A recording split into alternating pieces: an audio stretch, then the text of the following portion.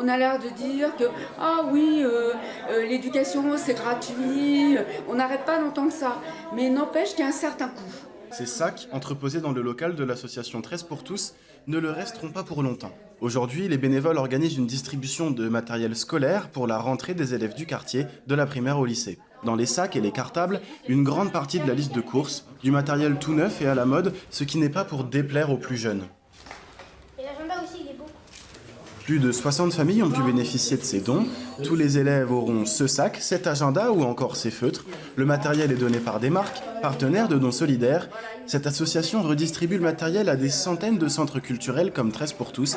Et tout ça permet d'alléger le quotidien des familles en situation de précarité. On a l'air de dire que ah oui, l'éducation c'est gratuit, on n'arrête pas d'entendre ça, mais n'empêche qu'il y a un certain coût. Les fournitures coûtent de plus en plus cher. Et moi, je ne parle pas de fournitures de marque, forcément. Je parle de fournitures lambda.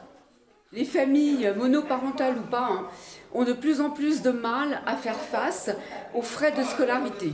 Alors, il y a des aides, mais elles sont insuffisantes. Donc, cet apport de fournitures, de matériel, soulage vraiment les familles. Le montant des aides dont parle la secrétaire de 13 pour tous s'élève à environ 450 € par an et par enfant. Seulement, d'après le ministère de l'Éducation, le coût moyen d'un enfant chaque année pour les parents est de 760 €.